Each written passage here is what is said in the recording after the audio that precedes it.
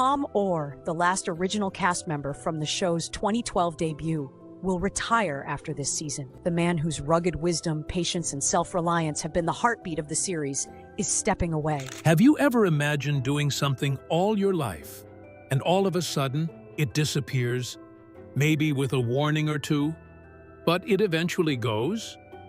Well, that is what happened to Tom Oar, one of the important characters of the series titled Mountain Men.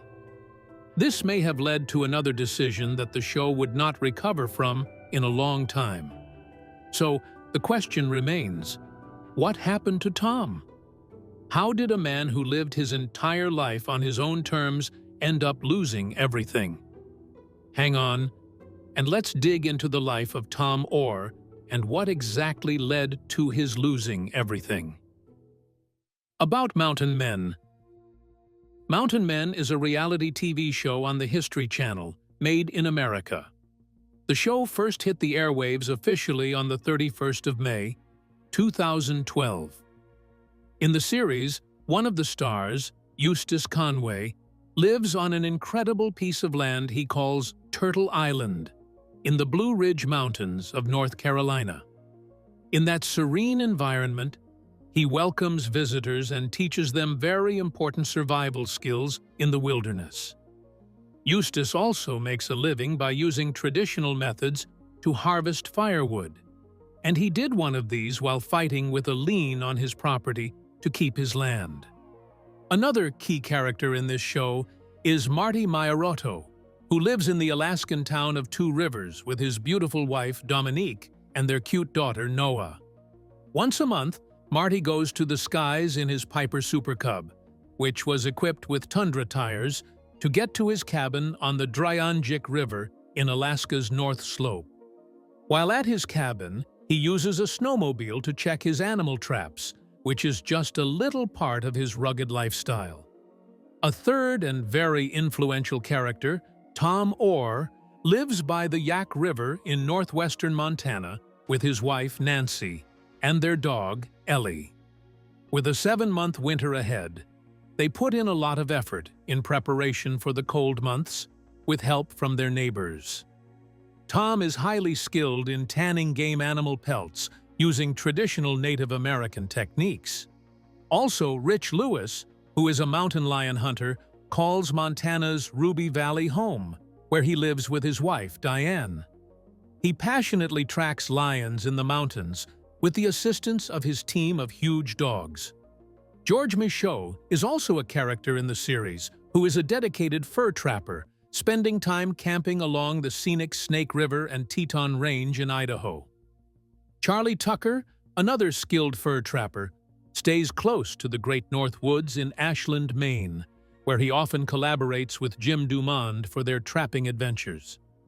Kyle Bell is a game hunter and outfitter who operates across a vast 45,000 acres of rugged terrain in New Mexico's Cimarron Valley, where he lives with his 10-year-old son, Ben. Another important character, Morgan Beasley, makes his home in the Alaska Range along with his partner, Margaret Stern. They are both licensed bush pilots, navigating the wild skies of Alaska. In Arkansas, Jason Hawk lives with his family near the Ozarks. He is an excellent blacksmith who runs his own business named Jason Hawk's Outlaw Forge Works. Unfortunately, one of the characters, Preston Roberts, passed away from cancer complications at the age of 60 on the 24th of July, 2017. His son, Joseph Roberts, has since appeared in a lot of episodes in the seasons that followed. Jake Herrick is a mountain lion hunter based in Montana's Tobacco Root Mountains, while Mike Horstman is a bear hunting guide residing on Kodiak Island in Alaska with his loyal dog Adele. Lastly, Josh Kirk is a manager of a ranch and a game hunter who lives in Wyoming's Wind River Range with his wife Bonnie and their daughter Eden. The Yoren brothers, Kid and Harry, are also dedicated cattle ranchers and game hunters who operate in the stunning sawtooth wilderness of Idaho. They combine their skill and expertise in ranching with their passion for hunting, living a rough lifestyle, which doesn't match the breathtaking landscape. Mountain men made a name for themselves, having a huge fan base and always dishing out value and entertainment. Now, we have to know one or two things about the man of the moment, Tom. Where was he before the show started? Let's explore his life before mountain men. Tom Oar, the man of the moment. In the secluded and serene Yaak River Valley of northwestern Montana, Tom and Nancy Oar have made a life for themselves built on minimal luxuries and simplicity. They thrive off the land, with Tom relying on his mastery of a nearly forgotten craft named brain tanning. As a tanner and trapper, he tries his best to navigate the challenging realities of the seasons and the wilderness, perfecting his skill to a level only a few have achieved. Watching him work feels like stepping back in time. Talking about his childhood and upbringing, he grew up in the countryside very close to Rockford, Illinois. Tom has always felt he was destined for that kind of lifestyle. He and his older brother shared a deep passion for the outdoors, and they spent their childhood exploring freely and enjoying serious tricks on horseback. Tom recalls his childhood experience saying, "My dad was a real horseman, and he passed that passion on to my brother and me. When we turned 7, he taught us how to trick ride, which involves doing tricks on the back of a running horse. For a child, the hobby he chose was dangerous, but Tom didn't give up. Instead, he thrived on the thrill, quickly developing a hunger for that kind of adventure. By the age of 15, he found a new outlet for his adrenaline: rodeo. According to him, my mother would drive me to the edge of town, drop me off with my bull rope and rigging bag, and I'd hitchhike to Ohio to ride bulls and bucking horses." Her confidence sort of increased Tom's exciting dream, and it drives him to the bright adventures that lie ahead, which he approaches with his signature determination and courage. By the early 1960s, Tom had gone through the ranks of the International Rodeo Association, earning his reputation as a champion rider. He was successful on the thrill of the sport, consistently making it to the finals and frequently ranking in the top 10. But on Valentine's Day in 1970, fate took a dramatic turn.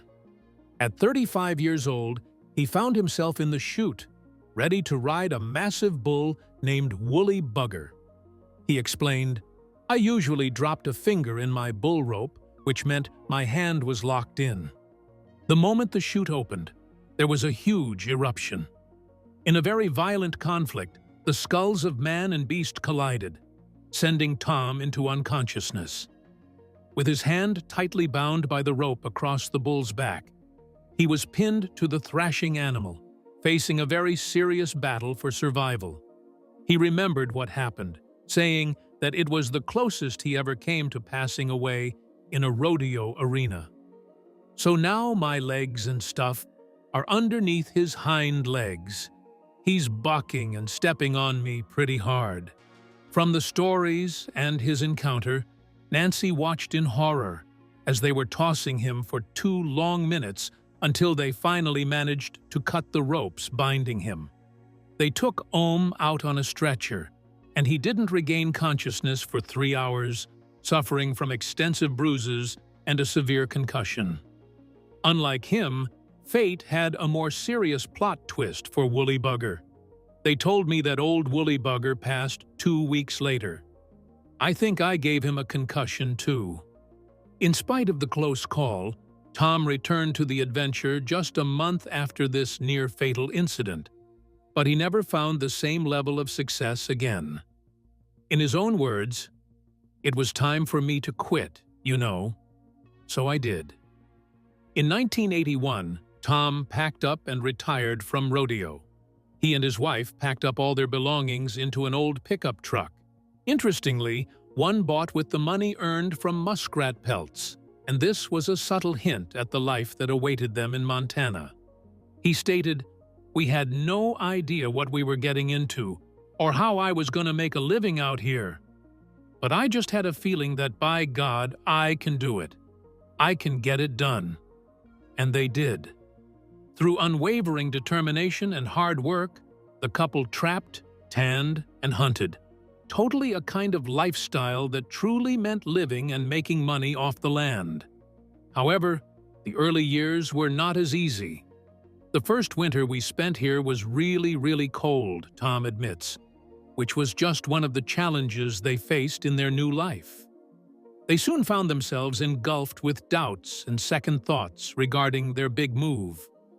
Although Tom had some experience as a trapper before leaving Illinois, he realized that in the 80s he knew very little about making a living from it.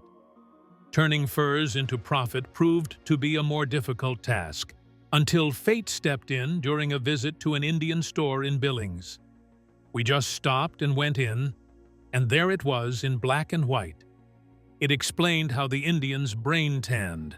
This was his first contact with the ancient technique that would set him on a new and unexpected path. The book, which cost him just $3 and comprised only 16 pages, instantly elevated his knowledge and craftsmanship. Now, all he needed was a bit more luck to transform his tanning skills into a thriving business. Talking about the knowledge he got that changed his life entirely, he said, "Black powder rendezvous," they called them. They were recreations of the old fur trade days in the Rocky Mountains, where all the trappers would gather in one spot. Right there, in the community, he felt at home among a company of like-minded mountain men. He also finally found a niche for his handmade goods, and this is proof that when Tom dedicates his thoughts to something, you can bet he does it well. He further shared, "The most prestigious clothing you could wear at one of these rendezvous is brain-tanned buckskin," he shares. People quickly started recognizing the unmatched quality of the brain-tanned hides Tom produced, and sales started skyrocketing. In this newfound success, Tom found his peace. Together, Tom and Nancy faced the odds. His wife was there with him all along the crazy decisions he made. Danger lurked around every corner. Isolation was a constant companion, and the harsh Montana winter weighed heavily on them. Still, they didn't see a need to give up, and they kept thriving. People who meet Tom, whether they're colleagues or just admirers, encounter a man who is both humble and kind, always ready to share his warm smile, his craft, and his story. While their connection to the outside world is limited by a lack of internet and cell phone reception, his reputation has broken the law of the internet and spread far and wide. People keep asking him how he handles the constant stream of visitors that make the trek to his property each summer, and he simply shrugs and admits he prefers people liking him than hating him. At 76 years old, Tom still dedicates himself tirelessly to his craft and to surviving in the mountains. Thinking about his life and achievements, he says, "Amazing life. I've enjoyed every bit of it. And as long as I can still do it, hell, I'm gonna do it."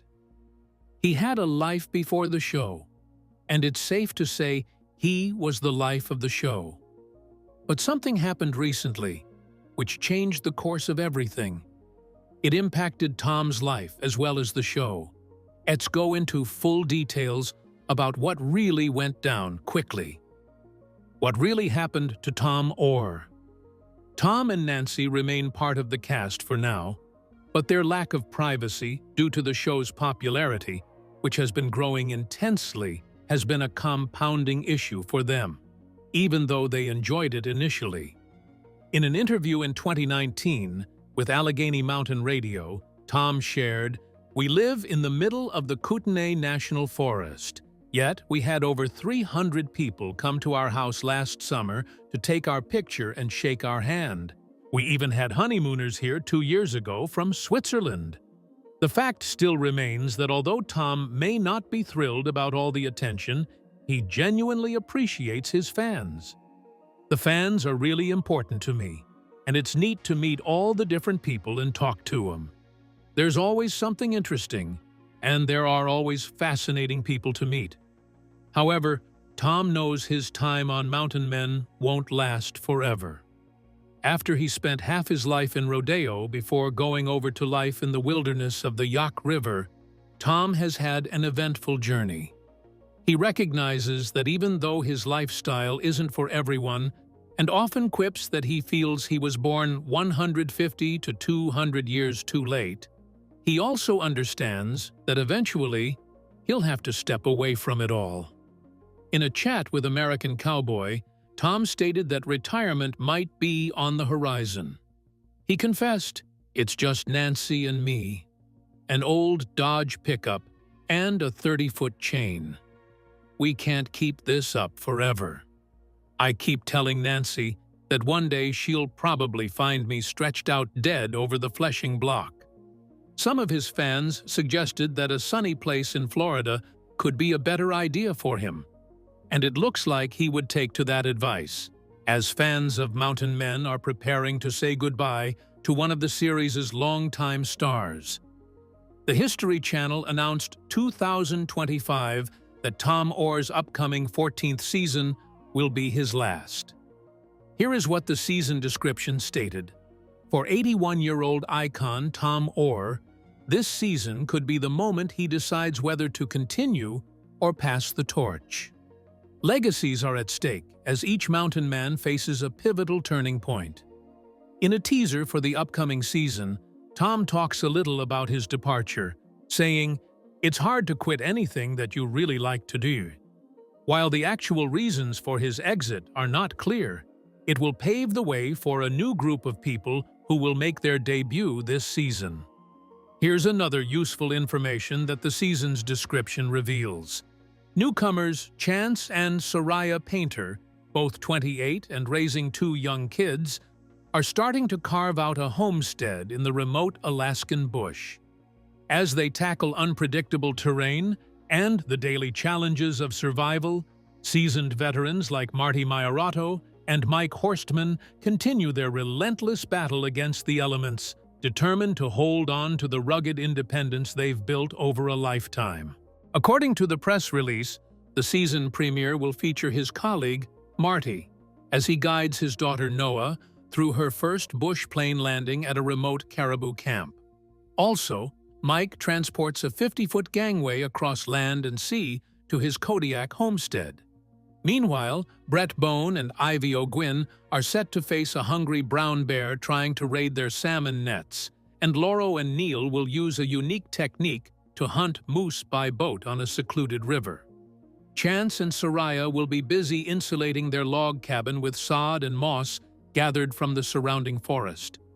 All of the characters, except Tom and his wife, will be on the show, navigating life generally. Since the show first started in 2012, Tom has gifted his fans with countless memorable moments that have become unforgettable in the hearts of fans. People who have followed the show from the beginning think back to those scenes where Tom prepares for the ruthless Montana winters. We've all watched him gather firewood and stock up on meat, preparing for months of snow and bone-chilling sub-zero temperatures. Those images of determination and resilience are seen in their memories. Then there are the very important lessons he subtly imparts, like when he teaches tanning techniques or shows younger trappers how to set their lines. These moments have turned into pure gold on television. They not only showcase Tom's survival skills, but also record his role as a guardian of traditional crafts, which are slowly vanishing into thin air in our modern world. In all of these, what truly captures viewers' hearts, and what they will miss so much, is the beautiful bond between Tom and his ever-supportive wife, Nancy. Time and again, the series paints a beautiful picture of their deep relationship and partnership. Whether they're preparing meals together, crafting handmade items, or simply enjoying quiet moments in their cozy cabin, their relationship serves as a cornerstone of Tom's story. It's a reminder that in the midst of the challenges of wilderness living, love and companionship are key, making their journey all the more inspiring to watch. Also, news was spreading around that the reason Tom may want to take a break was due to his health. In the 11th season and 4th episode, titled Heart and Soul, we learned that Tom recently faced a scary health situation. One night, he suddenly woke up struggling to catch his breath, and when Nancy suggested they get it checked out, Tom agreed, agreeing that something serious was going on. In his remarks, he said, "I've never had any health problems. I've always been very healthy my whole life." After a series of tests, the cardiologists revealed some concerning news. Tom's heart wasn't functioning properly, and fluid was accumulating in his lungs. To address these issues, they put him on medication designed to strengthen his heart and instructed him to wear a heart rate monitor for ongoing tracking of his condition. This made people think it was one of the reasons he needed to take a break. But recently, he debunked the news, saying he is very healthy. What do you think about Tom Oar and how he has lost everything? Let us know in the comments below. Thanks for watching. To enjoy more exciting videos, click play on the video on your screen. And don't forget to like, subscribe, and hit the bell so you get notified when a new video drops.